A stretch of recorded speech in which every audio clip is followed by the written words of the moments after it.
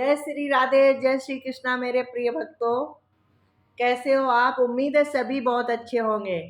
तो परसों हमने जो कथा की थी आप लोगों ने सुनी, हमें बहुत अच्छा लगा और उसके आगे का हम सुना रहे हैं। और अगर इससे पहले की कथा आपने न सुनी हो तो हमारी पिछली वीडियो पे जाके आप देख सकते हैं। ये कथा है धुंधकारी की। धुंधकारी की कथा हम शुरू कर रहे हैं।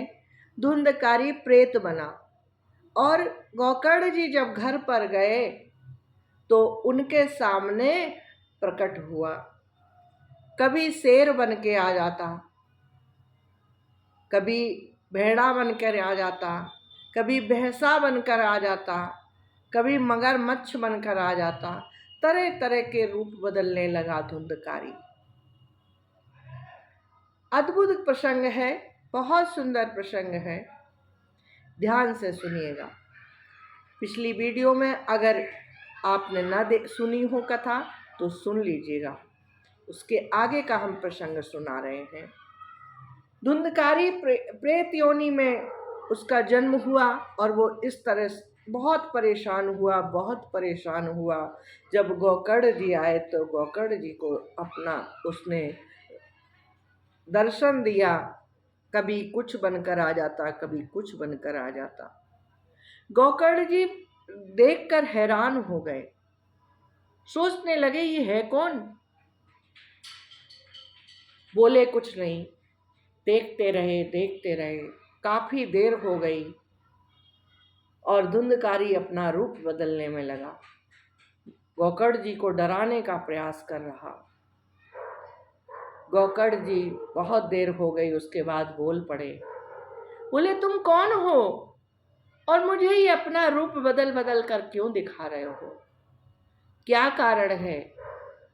तुम हमें डराना चाहते हो या कुछ कहना चाहते हो?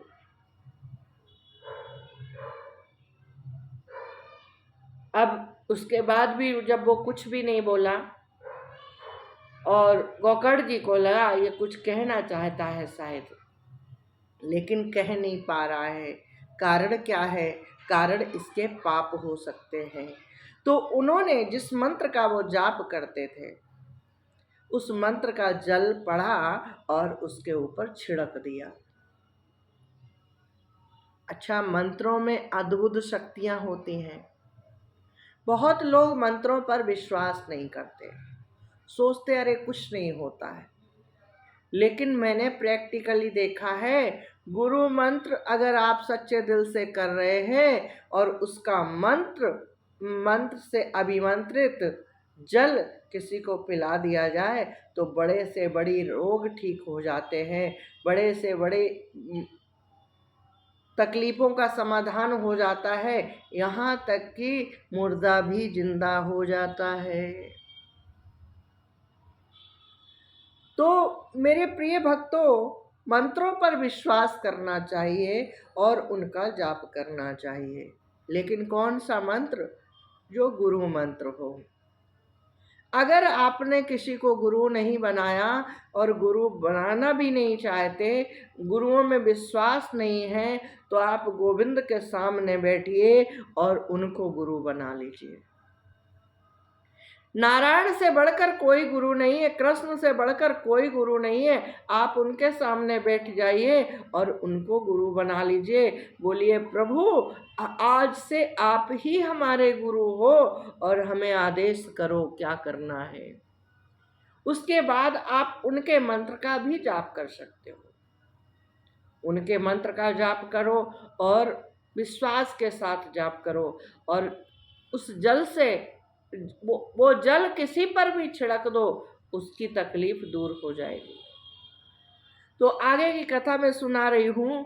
धुंधकारी के ऊपर गोकर्ण जी ने जल छिड़का और धुंधकारी बोलने लगा। बोला बड़े भाई, मैं तुम्हारा छोटा भाई धुंधकारी हूँ। मुझे वैश्याओं ने मार दिया है, तड़पा तड़पा कर मारा है और मेरी दुर्गति हुई है। अब मैं प्रेत बन गया हूँ। बहुत बड़ा प्रेत बना हूँ, भयंकर प्रेत बना हूँ, और अब इससे मुक्ति दिलाने का कोई उपाय करो। इस प्रेत योनि में मैं बहुत कष्ट में हूँ, बहुत परेशानी में हूँ, मेरे पास कोई उपाय नहीं है, मैं बहुत ज़्यादा परेशानी में हूँ, न मुझे खाना मिलता है, न पानी मिलता है। दूसरों के शरीरों में जब जाता हूँ तो लोग मुझे मारते हैं, पीटते हैं, आग से जलाते हैं, तड़पाते हैं, तरह तरह की यातनाएं देते हैं। दूसरों के शरीर में जब मैं जाता हूँ तभी कुछ खा पाता हूँ, नहीं तो मुझे न पानी मिलता है न खाना मिलता है। और जब मैं दूसरे के शरीर में जाता हूँ तो लोग तरह तरह की यातनाएं देते हैं। मेरे बड़े भाई, मुझ पर कृपा करो। तुम साधु हो, तुम संत हो, कोई उपाय कर सकते हो, मेरी मुक्ति का मार्ग बताओ, कुछ ऐसा करो जिससे मेरी मुक्ति हो जाए। गोकर्ण जी बोले, भाई मैंने जब सुना कि तुम्हारी मृत्यु हो गई तो मैं जिस जिस तीर्थ में गया उसके बाद मैंने हर तीर्थ में तुम्हारे लिए पिंडदान किया, तुम्हारे लिए पिंडदान किया, तुम्हारे लिए गीता पाठ किया, तुम्हारे लिए बहुत कुछ किया, उसके बाद भी तुम्हारी मुक्ति नहीं हुई। मैं गया जी गया, वहाँ भी मैंने तुम्हारे लिए श्राद्ध किया, जब गया जी में श्राद्ध करने से भी तुम्हारी मुक्ति नहीं हुई, तो अब कैसे संभव है, कि कैसे हो सकती है। धुंधकारी बोला, 1000 बार गया जी में श्राद्ध कर दो तो भी कुछ नहीं हो सकता। बड़े भाई, मैंने बहुत पाप किए हैं, मैंने बहुत पाप किए हैं, मैंने माँ को तड़पाया है, मैंने पिताजी को तड़पाया है, मैंने छोटे छोटे बच्चों को कुएं में डाला है, मैंने ना जाने कितना पाप किया है, चोरियां की, डकैतियां डाली, मैंने कितने ही पाप किए हैं। उन पापों का प्रायश्चित भी कुछ नहीं हो सकता। 1000 बार गया जी में पिंड करो, दान करो, कुछ भी नहीं हो सकता। उसके बाद सोचो क्या करना है, मेरी मुक्ति कैसे होगी, कोई उपाय करो। अब गोकर्ण जी सोच में पड़ गए, सोचने लगे, जब गया जी में पिंडदान से भी कुछ नहीं हुआ और गीता पाठ से कुछ नहीं हुआ, तो अब क्या हो सकता है, मैं क्या कर सकता हूँ। फिर भी धुंधकारी को आश्वासन दिया है। बोले, धुंधकारी तुम बिल्कुल टेंशन मत लो, निश्चिंत हो जाओ, तुम जहां पर रह रहे हो वहीं पर रहो, मैं तुम्हारे लिए, तुम्हारी मुक्ति के लिए कोई उपाय करता हूं, सोचता हूं क्या कर सकता हूं, मैं तुम्हारी मुक्ति के लिए कोई ना कोई उपाय जरूर करूंगा, ये विश्वास रखना और परेशान मत होना, बहुत जल्दी तुम्हारी मुक्ति हो जाएगी। जब गोकर्ण जी ने अपने भाई धुंधकारी को आश्वासन दे दिया तो धुंधकारी चला गया। गोकर्ण जी को रात भर नींद नहीं आई, सोचते रहे क्या कर सकता है, क्या कर सकते हैं, क्या कर सकते हैं, ऐसा क्या करें जिससे धुंधकारी की मुक्ति हो जाए। सोचते सोचते सुबह हो गई। सुबह हुई, फ्रेश हुए, नहाए धोए, बैठे बैठे ही थे, तब तक गांव वाले आना शुरू हो गए। गोकर्ण जी से मिलने के लिए गांव के मोहल्ले के लोग आने लगे, और गोकर्ण जी को जब दुखी देखा, परेशान देखा, तो पूछने लगे, गोकर्ण जी क्या कारण है, तुम दुखी हो। गोकर्ण जी ने रात में जो कुछ हुआ था उसका वृतांत सुनाया। बोले, मैं क्या करूं, मेरे कुछ समझ में नहीं आ रहा है। अब गांव वाले वैसे ही बहुत भोले होते हैं, उन्हें कुछ ऐसे ही कम पता होता है। सोचने लगे कि अब क्या किया जाए। बोले ये तो बहुत बड़ी बात है कि पिंड गया जी में पिंडदान से भी धुंधकारी की मुक्ति नहीं हुई, और जब उससे मुक्ति नहीं हुई तो हमारे भी समझ में नहीं आ रहा है क्या किया जाए। बड़े बड़े किसी आचार्यों से मिलो, उनसे पूछो तो शायद कुछ हो जाए। अब गोकर्ण जी बहुत परेशान हो गए। बहुत विचार के बाद सोचने लगे हमारे इष्ट सूर्य भगवान हैं और सूर्य भगवान से ही पूछा जाए क्या किया जाए। गोकर्ण जी बहुत बड़े तपस्वी थे, बहुत बड़े संत थे। इन्होंने क्या किया, सूर्य की गति को रोक दिया। ऐसे ध्यान में बैठे कि सूर्य की गति रुक गई और चारों तरफ हाहाकार मच गया। ये क्या हुआ, सूर्य भगवान क्यों नहीं निकल रहे हैं, क्या कारण है, सूर्य भगवान क्यों नहीं निकल रहे हैं। कुछ लोगों ने कहा गोकर्ण जी ध्यान में बैठे हैं, हो सकता है यही कारण हो। कुछ लोगों ने कहा ऐसा नहीं हो सकता, बारिश होने वाली होगी इसलिए ऐसा हुआ होगा। और तो अंत में क्या हुआ वो जानना आवश्यक है।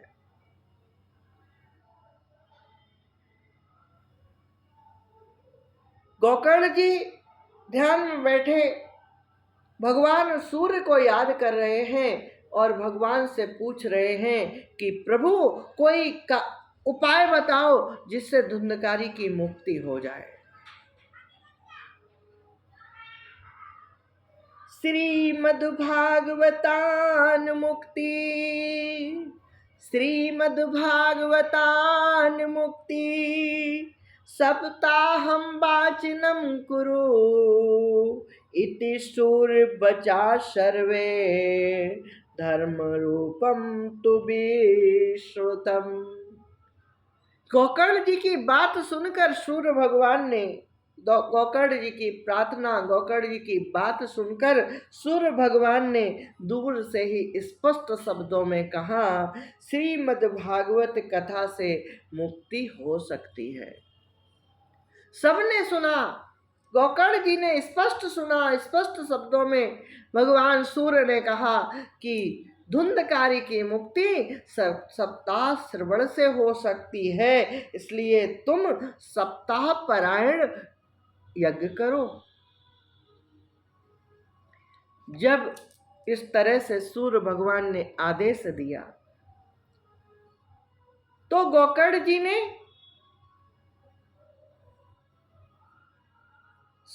श्रीमद्भागवत कथा साप्ताहिक यज्ञ के लिए तैयारियां शुरू कर दी। गांव वालों को बताया, गांव वालों ने भी सहयोग किया, सभी ने तैयारियां शुरू कर दी और बहुत दूर दूर तक निमंत्रण भेज दिया। सबको बता दिया कि सप्ताह यज्ञ हो रहा है और श्री गोकर्ण जी महाराज व्यासपीठ पर बैठे, उन्होंने श्रीमद् भागवत कथा का वाचन शुरू किया। धुंधकारी को निमंत्रण दिया गया, धुंधकारी आओ तुम भी कथा सुनो।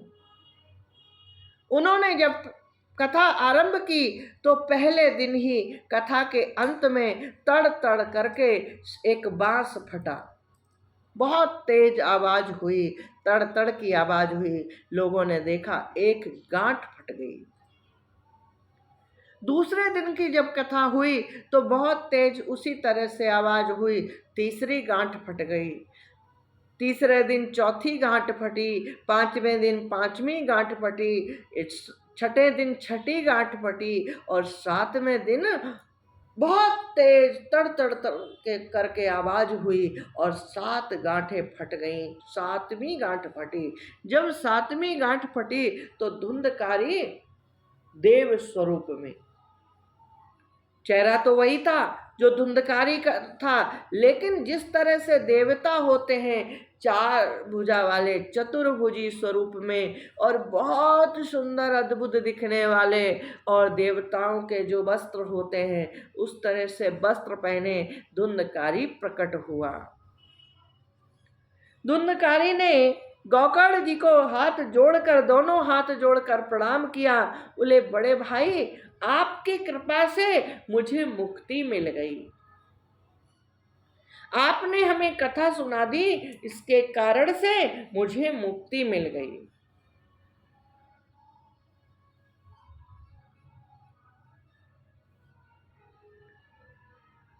तो सभी गांव वाले कहने लगे, गांव वालों के सामने धुंधकारी प्रकट हुआ और जब उसने इस तरह से कहा तो सभी गांव वाले कहने लगे कि भाई जय हो जय हो जय हो, भागवत महारानी की जय हो, धुंधकारी की मुक्ति हो गई। लेकिन कुछ लोग कहने लगे कि जब धुंधकारी की मुक्ति हो गई तो हमारी मुक्ति कब होगी?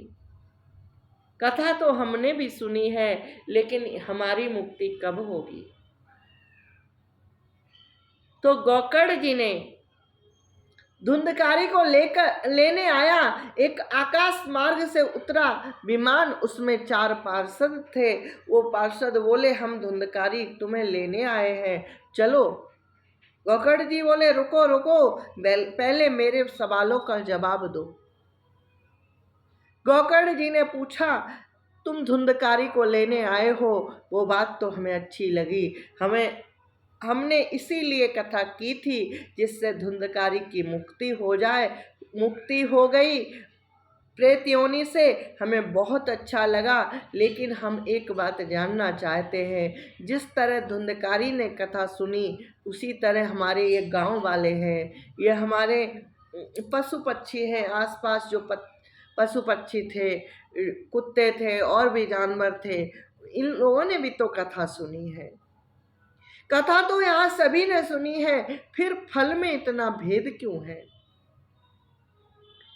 पार्षद कहने लगे धुंधकारी ने निराहार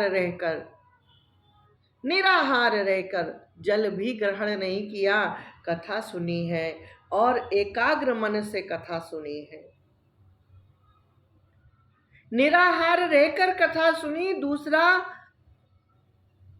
एकाग्र होकर सुनी, और तीसरा क्या? गांव वाले भी चेहरे से देखने लगे कि तीसरा क्या? बोले तीसरा, जब कथा हो जाती थी और लोग अपने अपने काम धंधे में लग जाते थे, अपने घरों में काम करने चले जाते थे, घरों में खाने पीने चले जाते थे, उस समय धुंधकारी उस कथा का मनन करता था, चिंतन करता था। इसलिए 7 दिन में तुरंत मुक्ति हो गई। 7 दिन में मुक्ति होना असंभव नहीं है, लेकिन अगर धुंधकारी की तरह कथा सुनी जाए तो सब कुछ संभव है। और अगर आप कथा सुनते हो और कथा सुनने में आपका दिमाग घर में रखा रहता है, आप कथा सुनते हो, जिस समय कथा सुन रहे हो आपका दिमाग दूसरे कामों में लगा हुआ है, तो वो कथा व्यर्थ है। उसका फल मिलता तो है, लेकिन उतना ही मिलता है जितना आपका ध्यान कथा में होता है।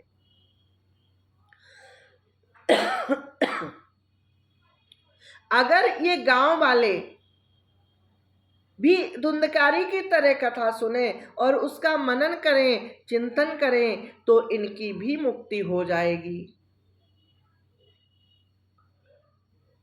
इतना कहकर पार्षद वहां से चलने के लिए तैयार हुए।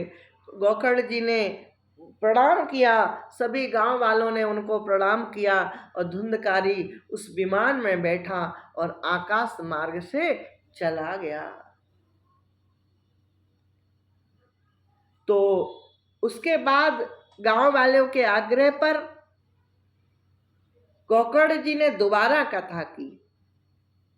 जब गोकर्ण जी ने दोबारा कथा की तो सभी गांव वालों ने उसी तरह से, जिस तरह से पार्षदों ने बताया था, धुंधकारी ने किया, उसी तरह से गांव वालों ने 7 दिन निराहार रहकर हर समय भगवान की कथा का चिंतन करते हुए कथा सुनी। तब 7वें दिन कुत्ते पर्यंत, भागवत कहती है, कुत्ते पर्यंत, चांडाल पर्यंत, पशु पक्षी पर्यंत सबकी मुक्ति हो गई। वहाँ जो भी थे सब तर गए, सबकी मुक्ति हो गई। और फिर बहुत बड़ा सा विमान आया, आकाश मार्ग से बहुत बड़ा विमान उतरा, उसमें सभी बैठकर चले गए। तो मेरे प्रिय भक्तों, भागवत कथा का अद्भुत महात्म है। 7 दिन में अगर कथा सुनी जाए, 7 दिन में ही क्यों कहा गया? 1 महीने भी कह सकते थे, 1 साल भी कह सकते थे, 6 महीने भी कह सकते थे। 7 दिन इसलिए कहा गया कि 7 दिन में इंसान कर सकता है। उसके इंसान के पास इतना समय नहीं होता कि वो हर समय कथा में लगा रहे। उसको व्यापार भी करना है, जॉब भी करनी है, काम भी करना है, हमारी माताओं को, बहनों को भोजन भी बनाना है, घर परिवार भी देखना है, भाइयों को व्यापार करना है, जॉब करनी है, कमा के लाना है, घर देखना है, बच्चे देखने हैं, सब कुछ देखना है। हर इंसान अपने आप में, अपने कामों में भी व्यस्त है। अगर वो कथा ही सुनता रहेगा, कथा करता रहेगा या मनन करता रहेगा, तो वो काम कब करेगा, काम धंधे कब करेगा? और इसलिए बहुत छोटा सा भगवान ने विधान बनाया, बहुत छोटा सा। 7 दिन में सच पूछो तो मैंने भागवत को 1 बार नहीं, मैंने भागवत को 38 बार पूरा पढ़ा, एक एक शब्द पढ़ा है। 7 दिन में एक स्कंद ठीक से नहीं हो पाता, बहुत प्रयास के बाद होता है। मैंने जब 21 दिन का पाठ किया तो 8-8, 9-9 घंटे कथा की है। जब 21 दिन का पाठ किया तो 8-8, 9-9 घंटे कथा की है, तब कथा को पूरा कर पाया है। तो 7 दिन में पूरी कथा हो नहीं पाती, लेकिन भगवान कहते हैं कि तुम थोड़ा सा करो, लेकिन पूर्ण समर्पण के साथ करो, तो हम तुम्हें मुक्ति दे देंगे। जब पूर्ण समर्पण के साथ 7 दिन इंसान दे देता है, तो भगवान उसको मुक्ति दे देते हैं। वो जो चाहता है। मुक्ति का मतलब क्या है? मुक्ति का मतलब ये नहीं है कि मर जाना और चले जाना। मर जाना, चले जाना ही अकेली मुक्ति नहीं है, संसार में रहकर भी मुक्ति है। अब बहुत लोग सोचेंगे संसार में रहकर मुक्ति कैसे हो सकती है? संसार में रहकर मुक्ति होने का मतलब ये है कि आप घर में रहें, परिवार में रहें, सबके साथ रहें या अकेले रहें, आपको कोई कष्ट ना हो, आपका कहीं भी दिमाग मोह में न पड़े, मोह में न पड़े, किसी बच्चे में, किसी बहू में, किसी बेटे में, किसी दुख में, किसी सुख में। दुखों में का भी मोह होता है।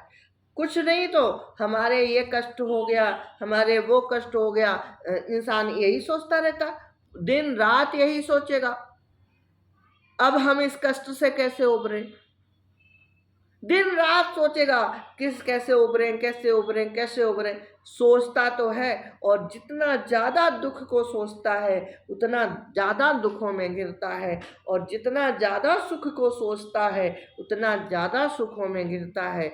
इसलिए सम रहना, न दुखी होना न सुखी होना, सम रहना। जब इंसान सम रहने लगता है तो वो जब सम में रहेगा तो उसको अपने आत्मा का चिंतन होगा, मनन होगा, और जब आत्मा का चिंतन मनन होगा तो गोविंद का अपने आप हो जाएगा। और जब गोविंद का चिंतन मनन होगा तो मुक्ति संभव हो जाएगी। गोविंद के साथ रहो, गोविंद को याद करो, गोविंद के पास रहो। आप ध्यान में नहीं कर सकते हो तो आप इस तरह साथ लेकर चलो। देखो गोविंद यहाँ बैठे हुए हैं, ये भी कथा सुन रहे हैं, और एक नहीं बैठे, यहाँ दो लोग बैठे, पहचानना। ये देखिए, ये दूसरे बैठे हैं, ये देखो, है ना। और ये बैठे हैं गोविंद, ये माधव बैठे हैं। तो अगर आप ध्यान में उनका ध्यान नहीं कर सकते हो तो उनको साथ लेके चलो। जब साथ लेके चलोगे तो कहीं ना कहीं आपको उनकी याद आ जाएगी। मैं साथ इसलिए नहीं लाई हूं, ये तो भागवत का विधान है कि जब भागवत की जाती है तो उनको बिठाया जाता है, और जो विधान है उसको तो करना ही होता है, इसलिए इनको बिठाया है। मैं तो खाना बनाऊं, झाड़ू लगाऊं, या बर्तन धुलूं, या फूल तोड़ूं, कुछ भी करूं, लेटी भी हूं, तो भी उनके ध्यान में रहती हूं, उनके चिंतन में रहती हूं, और सिरे मुख से उनका नाम निकलता रहता है। और जब मुख से आप काम कर रहे हो, काम करते करते अपने आप उनका नाम निकलने लगे, तो समझ लेना आपकी पूजा सफल हो रही है, आप उनकी तरफ जा रहे हो, और वो तुम्हारी पूजा को स्वीकार कर रहे हैं। तो भक्तों, इस तरह से अगर भगवान का ध्यान किया जाए, मनन किया जाए, चिंतन किया जाए, साप्ताहिक श्रवण किया जाए, तो क्या होता है? मुक्ति हो जाती है। अब कल होगा परीक्षित का जन्म और परीक्षित की मुक्ति। परीक्षित की मुक्ति तो नहीं होगी, लेकिन परीक्षित की मुक्ति के कारण बनना शुरू हो जाएंगे। परीक्षित को कथा सुनाने श्री सुखदेव जी आ जाएंगे, तो कल की कथा भी सुनना ना भूलिएगा। अगर आप चैनल पर नए आए हो तो चैनल को सब्सक्राइब कर लीजिए, जिससे हर कथा का अपडेट आपको मिल जाया करे। हम प्रयास तो करते हैं डेली कथा अपलोड कर दें, लेकिन गर्मी इतनी ज़्यादा पड़ रही है कि कुछ पूछे मत क्या हाल है। 2 दिन से मैं सोच रही हूँ वीडियो बनाऊँ, नहीं बना पा रही हूँ। तबीयत अजीब सी हो गई थी, इसलिए कथा नहीं सुना पाई। जिन लोगों ने इंतज़ार किया हो उनसे हम क्षमा चाहते हैं। अब से हम प्रयास करेंगे हर रोज़ आधे घंटे की हम कथा आपको सुनाएं, 20-25 मिनट की कथा सुनाएं कम से कम, जिससे कि हमारी भी मुक्ति हो जाए और आपकी भी मुक्ति हो जाए। मुक्ति का मतलब मर जाना नहीं है, इतना समझ लेना, डरना नहीं। मुक्ति का मतलब संसार में रहते हुए मुक्त हो जाना, गोविंद की शरण में चले जाना, और इससे अंतिम समय का क्या, अगले हजारों जन्मों के लिए प्रारब्ध बनता है। ये जो हम कहते हैं ना, ये तो प्रारब्ध है, ये प्रारब्ध भी कभी हमने बनाया था, और अब जो हम कर रहे हैं वो आगे बनेगा। इसलिए हमें अच्छे अच्छे कर्म करने हैं, और गोविंद के शरण में रहकर कथा भी सुननी है, कथा भी सुनानी है, और उनके चरणों में बैठकर रहना है, उनका ध्यान करना है, उनका चिंतन करना है, उनका मनन करना है। और आप लोगों को संसार में रहते हुए, संसार के काम काज करते हुए, करवाते हुए सबको सब कुछ अच्छा अच्छा करवाना है। इसी के साथ मैं इस कथा को विराम दे रही हूँ। हो सकता है आपको मेरी वीडियो पसंद आए, और पसंद आए तो लाइक कर दीजिएगा, पसंद ना आए तो डिसलाइक भी आप कर सकते हैं, और कमेंट करके अवश्य बताइएगा आपको कथा कैसी लगी। कमेंट करके अगर आप बताएंगे ना तो हमें बहुत अच्छा लगेगा, सुकून मिलेगा। आपको पता है ये वीडियो हम सारे पंखे बंद करके बना रहे हैं, क्योंकि एक दिन हमने वीडियो बनाई और हमने जब सुनी तो उसके आधे शब्द गायब थे। ऐसे लग रहा था हवा में जा रही हैं बातें, कहाँ क्या बोल रहे हैं कुछ पता ही नहीं चल रहा। इसलिए पंखा बंद करके हम वीडियो बना रहे हैं। अगर आप सुन लेंगे पूरी कथा को और शेयर करेंगे तो हमें बहुत अच्छा लगेगा। और जब आप लोग शेयर करते हैं ना तो आपको भी लाभ मिलता है। पूछिए कैसे? जब आप कथा को शेयर करते हैं और जितना ज़्यादा दूसरे लोग सुनते हैं उसका दशांश फल आपको मिल जाता है। तो वीडियो को लाइक कीजिएगा, कमेंट कीजिएगा, ज़्यादा से ज़्यादा शेयर कीजिएगा, और चैनल पर नए आए हैं तो चैनल को सब्सक्राइब करना ना भूलिएगा, और अपना बहुत ख्याल रखिएगा। Take care, good night, bye.